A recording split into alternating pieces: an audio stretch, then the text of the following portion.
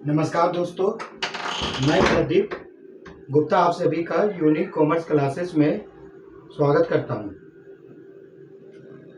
आज हम लोग सिलेबस के बारे में फिर से चर्चा करेंगे। जैसा कि आप लोग जानते होंगे, झारखंड एकेडमिक काउंसिल का सिलेबस 25% कम हो गया है और उसका सूचना आज ही मिला है। और उसी सूचना के आधार पर हम लोग का सिलेबस के बारे में आज चर्चा करेंगे कि हम लोग को क्या क्या पढ़ना है और क्या क्या नहीं पढ़ना है। जैसे अभी तक हम लोग यही जान रहे थे कि पूरे बुक को पढ़ के चलना है और पूरे बुक का सिलेबस को कवर करके उसके बाद एग्जाम लिखना है। लेकिन 9th क्लास से लेके 9th, 10th, 11th, 12th सब में 25% का सिलेबस कम हुआ है।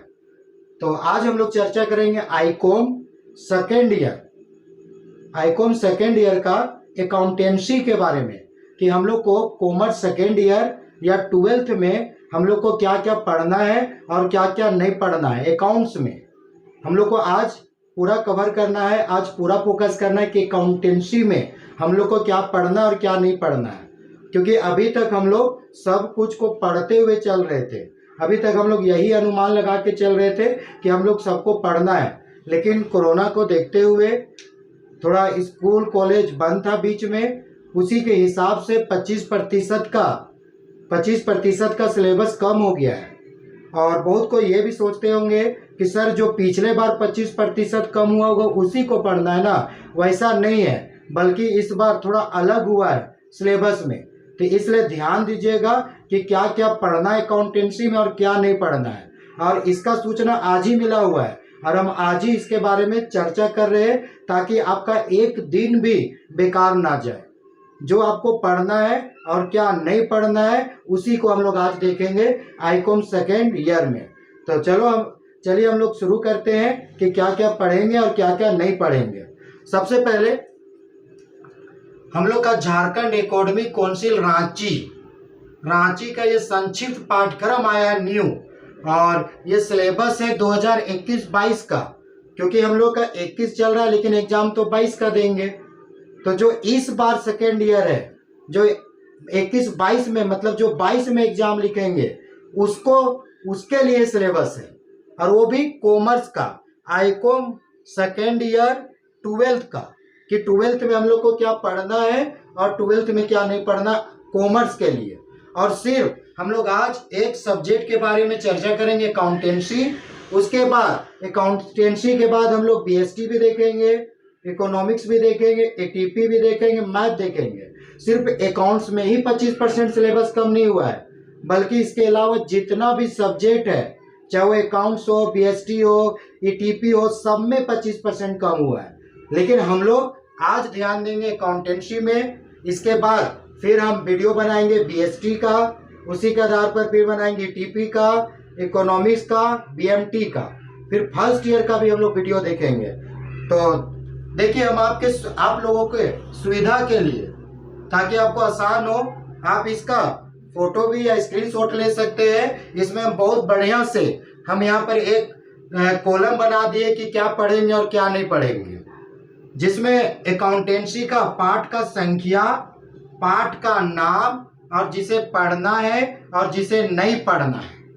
मैंने 2 कॉलम कर दिए कि क्या पढ़ेंगे और क्या नहीं पढ़ना है। मतलब कुछ चैप्टर सीधे हटा दिया गया है और कुछ चैप्टर में कुछ टॉपिक पढ़ना है और कुछ टॉपिक नहीं पढ़ना है। तो ये भी ध्यान दीजिएगा कि कौन सा टॉपिक पढ़ना है, कौन सा नहीं पढ़ना है। जैसे सबसे पहला चैप्टर है हम लोग का गैर व्यापारिक संस्थाओं का लेखांकन, जिसको हम लोग बोलते हैं accounting for non profit organisation. पहला चैप्टर ये हम लोग का कॉमर्स में सेकेंड ईयर का पहला चैप्टर है। उसमें हमको गैर व्यापारिक संस्थाओं का लेखांकन में हमको कुछ भी नहीं पढ़ना है। मतलब ये पूरा का पूरा चैप्टर ही हटा दिया गया है। इसमें ना आपको चंदे की गणना, ना कोष की गणना, ना सामग्री की गणना, ना हम लोग को प्राप्ति भुगतान खाता, ना आय व्यय खाता, चिट्ठा, कुछ भी नहीं। मतलब इस चैप्टर को हम लोग को पढ़ना ही नहीं है। ना इससे प्रैक्टिकल आएगा और ना इससे थ्योरिकल आएगा, ना आपको बनाने वाला आएगा ना लिखने वाला है। मतलब ये चैप्टर को आपको भूल जाना है कि मेरा ये बुक में ये चैप्टर भी है, मतलब ये चैप्टर पूर्ण रूप से हटा दिया गया है। ये पहली बार है इतिहास में कि जिसको सेकेंड ईयर में ये चैप्टर को हटाया गया है। तो आपको इस चैप्टर को कुछ भी नहीं पढ़ना है। अगर आप पढ़े भी हैं तो अच्छा है, ज्ञान के लिए ठीक है, लेकिन आपको एग्जाम में कोई काम का नहीं आएगा। तो हम लोग को पहला चैप्टर नहीं पढ़ना है, इसको हम लोग को नहीं पढ़ना है। दूसरा, साझेदारी का लेखांकन का आधारभूत अवधारणाएं, जो पार्टनरशिप का पहला चैप्टर है, जो अध्याय नंबर 2 है, जिसमें हम लोग अकाउंटिंग या फंडामेंटल्स ऑफ अकाउंटिंग और पार्टनरशिप देखते हैं, जिसमें प्रारंभिक होता है कि साझेदारी कैसे स्टार्ट होता है, साझेदार लोग का क्या रेशियो होता है, क्या उसका नियम है, क्या क्या बनाते हैं, उस चैप्टर में हम लोग को पढ़ना है। सिर्फ एक चीज हटाया गया है इसमें से, टॉपिक लाभ हानि समायोजन खाता को, इसको भर नहीं पढ़ना है उस चैप्टर के टॉपिक में से। जैसे हम लोग को पूंजी पर ब्याज पढ़ना है, आहरण पर ब्याज पढ़ना है, जिसको interest on capital, interest on loan पढ़ना है। हम लोग को लाभ हानि नियोजन खाता भी पढ़ना है, जिसमें हम लोग लाभ हानि बांटते थे, प्रॉफिट लॉस अप्रोप्रिएशन अकाउंट, लेकिन उसके बाद लाभ हानि समायोजन करते थे, जिसमें भूल चूक होता था, जिसको हम लोग बोलते थे प्रॉफिट लॉस एडजस्टमेंट अकाउंट, उसको नहीं पढ़ना है। इसको पढ़ना है और इसको नहीं पढ़ना है, मतलब सब पढ़ना है हम लोग का आधारभूत अवधारणाएं में, सिर्फ हम लोग को लाभ हानि समायोजन खाता नहीं पढ़ना है, मतलब प्रॉफिट लॉस एडजस्टमेंट अकाउंट नहीं पढ़ना है। उसके बाद साझेदार का प्रवेश है अध्याय नंबर 3 में, जिसमें हम लोग का साझेदार का प्रवेश को पढ़ना है, सिर्फ पूंजी का समायोजन को नहीं पढ़ना है। अच्छा, ये भी ध्यान रखिए कि साझेदार का लेखांकन आधार के बाद एक चैप्टर हुआ करता था, एक चैप्टर हुआ करता था ख्याति का लेखांकन। इसके बारे में कुछ नहीं बोला गया है सिलेबस में, इसीलिए मैं अलग से लिख रहे हैं। इसके बारे में सिलेबस के में कुछ नहीं बोला है, लेकिन अगर कुछ नहीं बोला है तो इसको हम लोग पढ़ेंगे, यस करेंगे, इसको हम लोग पूरा पढ़ेंगे। जिसमें हम लोग ख्याति नहीं पढ़ते थे, ख्याति निकालने का गणना, औसत लाभ विधि, आधी लाभ विधि, पूंजीकरण विधि, वार्षिकी विधि, मतलब एवरेज प्रॉफिट मेथड, हम लोग का super profit method, capitalisation method, annuity method, उस सब ख्याति के बारे में कोई चर्चा नहीं है। लेकिन इसमें हाँ भी नहीं बोला, नहीं भी ना बोला, तो हम लोग इसको पूरा पढ़ेंगे ख्याति को, इसलिए हम इसको अलग से लिखे हुए हैं। उसके बाद हम लोग साझेदार का प्रवेश पढ़ना है, खाली एक सा टॉपिक नहीं पढ़ना है, पूंजी का समायोजन, मतलब एडजस्टमेंट ऑफ कैपिटल, मतलब पूंजी का समायोजन एक एडमिशन ऑफ पार्टनर्स में, जहां साझेदार को हम लोग प्रवेश लेते हैं, कोई नया साझेदार को शामिल करते हैं, जिसका चैप्टर का नाम था साझेदार का प्रवेश या एडमिशन ऑफ पार्टनर। तो उस चैप्टर में सिर्फ एक हम लोग को नहीं पढ़ना है, पूंजी का समायोजन, बाकी बात सब पढ़ना है। कहने का मतलब है हम लोग को पुनर्मूल्यांकन खाता भी पढ़ना है, जिसको रिवैल्यूएशन अकाउंट बोलते थे, साझेदार का पूंजी खाता भी पढ़ना है, जिसको हम लोग पार्टनर्स कैपिटल बोलेंगे, आर्थिक चिट्ठा भी पढ़ना है। सिर्फ एक टॉपिक नहीं पढ़ना है उसमें से, कैपिटल का एडजस्टमेंट। तो जब हम लोग ये चैप्टर देखेंगे तो इसको ध्यान में रखेंगे कि हम लोग को पूंजी का समायोजन नहीं करना है। उसी तरह हम लोग का चौथा चैप्टर है साझेदार का अवकाश ग्रहण, जिसको रिटायरमेंट ऑफ पार्टनर बोलते हैं, उसको पढ़ना है, लेकिन उसमें भी एक चीज नहीं पढ़ना है, पूंजी का समायोजन। मतलब दोनों चैप्टर में प्रवेश और अवकाश, प्रवेश मतलब साझेदार को साझेदारी व्यवसाय में शामिल करना, और अवकाश मतलब साझेदार जब अपने स्वेच्छा से या किसी कारणवश जब साझेदारी व्यवसाय को छोड़ता है तो हम लोग उसको अवकाश कहते थे, रिटायरमेंट ऑफ ए पार्टनर। तो उसमें सब पढ़ना है, लेकिन पूंजी का समायोजन नहीं पढ़ना है।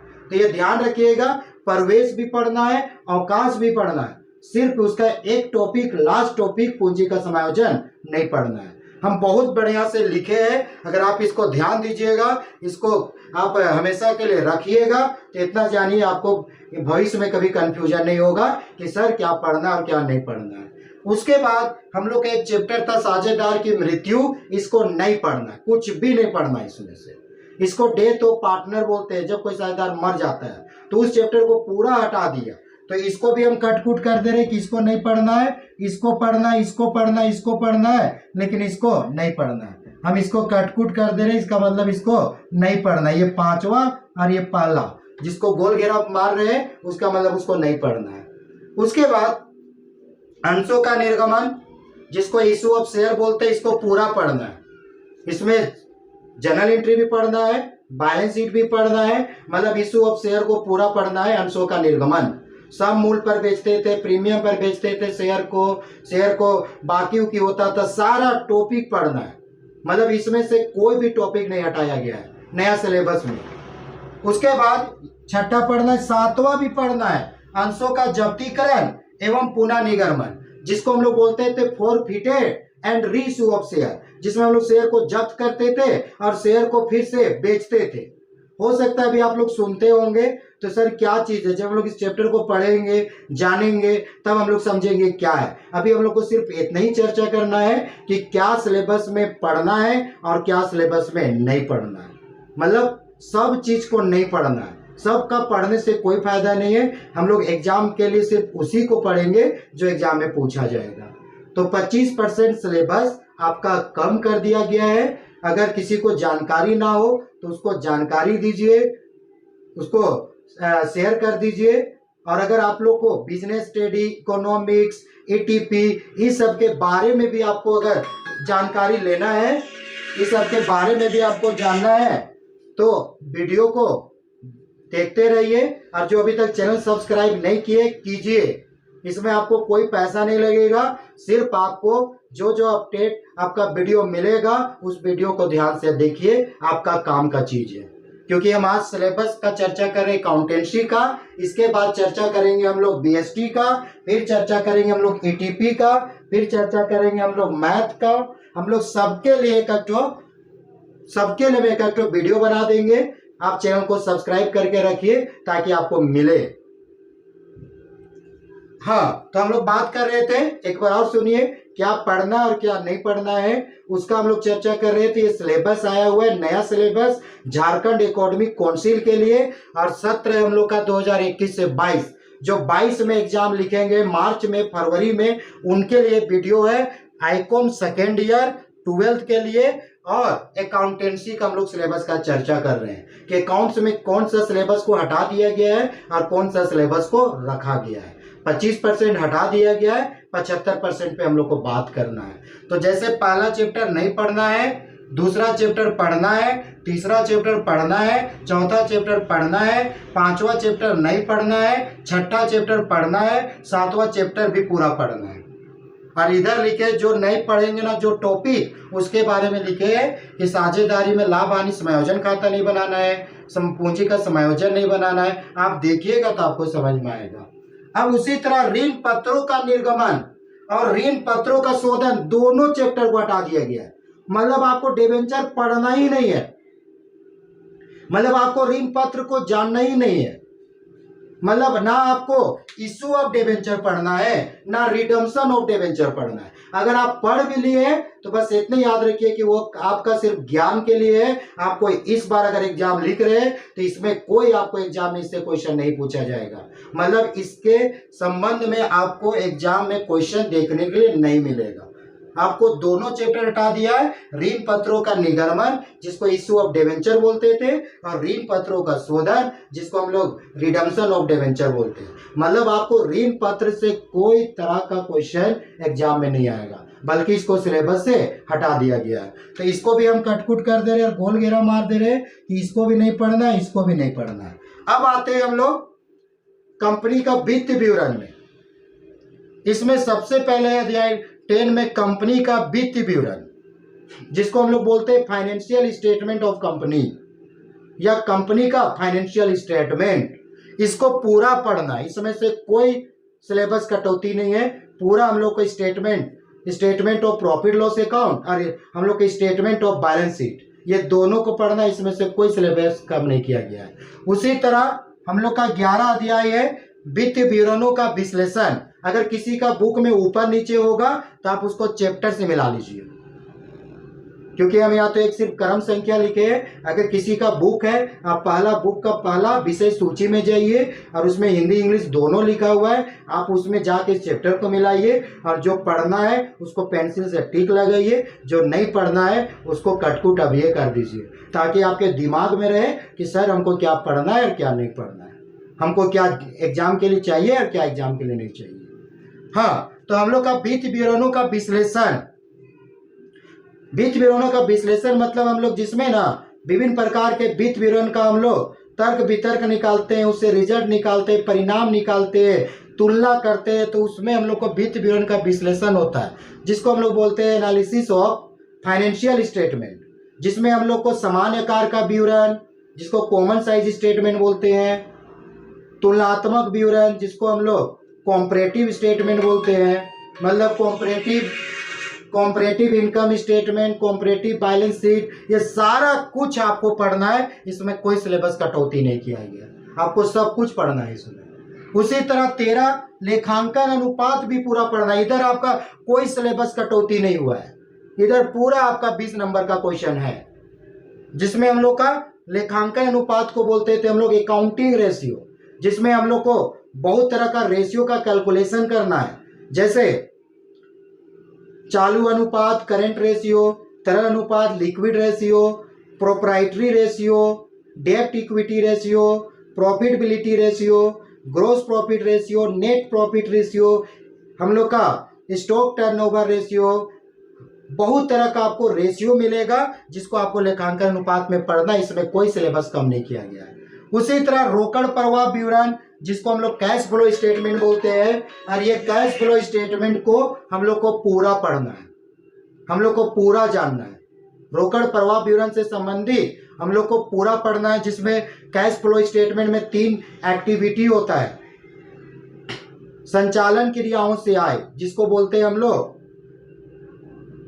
इन ऑपरेटिंग एक्टिविटी, इनकम फ्रॉम या cash flow from operating activity, विनियोग क्रियाओं से रोकड़ प्रवाह जिसको हम लोग बोलते थे कैलकुलेशन ऑफ इन्वेस्टिंग एक्टिविटी, वित्त क्रियाओं से रोकड़ प्रवाह जिसको हम लोग बोलते हैं कैश फ्लो या हम लोग cash flow from financing activity, मतलब operating activity, investing activity, financial activity तीनों पढ़ना है। पिछले साल क्या किया था, सिर्फ ऑपरेटिंग एक्टिविटी पढ़ना था, हम लोग को इन्वेस्टिंग और फाइनेंसिंग को हटा दिया था, कैश फ्लो स्टेटमेंट का आधा हटा दिया था, लेकिन इस बार हम लोग को पूरा कैश फ्लो स्टेटमेंट पढ़ना है। तो आपको ये भी ध्यान रखना है कि पिछला साल का सिलेबस नहीं है, बल्कि इस साल का सिलेबस नया है और इस साल का सिलेबस में जो है वही पढ़ना है। और एक बात की है जिसके बारे में कोई चर्चा नहीं किया, ख्याति का लेखांकन जिसको हम लोग बोलते हैं हम लोग अकाउंटिंग फॉर गुडविल या ख्याति की प्रकृति या ख्याति की विधि, जिसको हम लोग को पूरा पढ़ना है गुडविल में, जिसमें average profit method, super profit method, capitalisation method और हम लोग जिसको वार्षिकी विधि बोलते हैं नेटिव मेथड, हम लोग को ख्याति भी पढ़ना है। इसके बारे में सिलेबस में ना यस बोला ना नो बोला, लेकिन हम लोग पूरा पढ़ेंगे। इसके बाद हम लोग नेक्स्ट वीडियो में हम लोग बिजनेस स्टडी का देखेंगे जिसको व्यवसायिक अध्ययन बोलते हैं। इसके बारे में जानेंगे क्या पढ़ना है और क्या नहीं पढ़ना है। उसी तरह फिर हम लोग ईटीपी का देखेंगे जिसको हम लोग उद्यमिता बोलते हैं कि क्या पढ़ना और क्या नहीं। उसी तरह हम लोग फिर देखेंगे इकोनॉमिक्स का जिसको हम लोग बोलते हैं अर्थशास्त्र, इसके बारे में भी जानेंगे क्या पढ़ना और क्या नहीं पढ़ना है।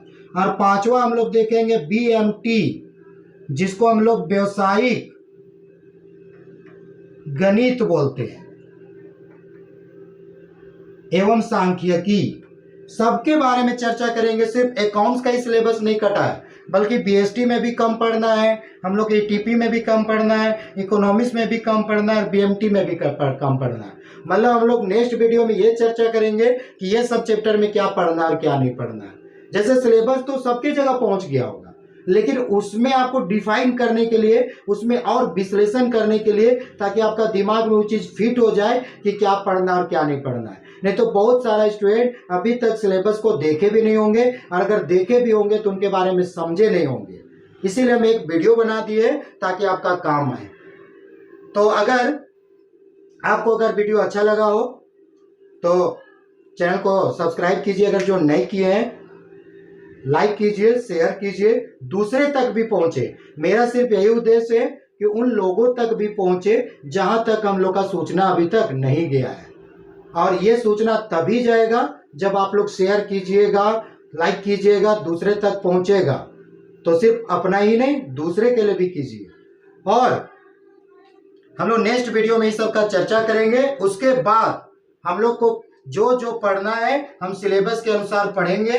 ये इस चैप्टर से शुरुआत करेंगे हम। अब इस चैप्टर को हम नहीं पढ़ाएंगे क्योंकि इसमें हम 2 वीडियो बता चुके थे। इस चैप्टर को गैर व्यापारिक संस्थाओं का लेखांकन को भी बताए थे और उसमें चंदे की गणना भी पिछले वीडियो में बताए थे। लेकिन अब इस चैप्टर को हम लोग अब नहीं पढ़ेंगे, बल्कि इस चैप्टर अब यहाँ से शुरू करेंगे और इसी तरह सिलेबस में शुरुआत से जाएंगे। तो जो अगर यहाँ पर ध्यान दीजिएगा तो ये सब चैप्टर के आधार पर हम लोग आगे बढ़ेंगे। तो इतना ही बोल के अपना क्लास समाप्त करते हैं। उम्मीद करते हैं कि आज का क्लास आपको अच्छा लगा हो, आज का वीडियो अच्छा लगा हो। तो ठीक है, नेक्स्ट बीएसटी और ईटीपी का अगला वीडियो आपको बहुत जल्द मिल जाएगा। Thank you.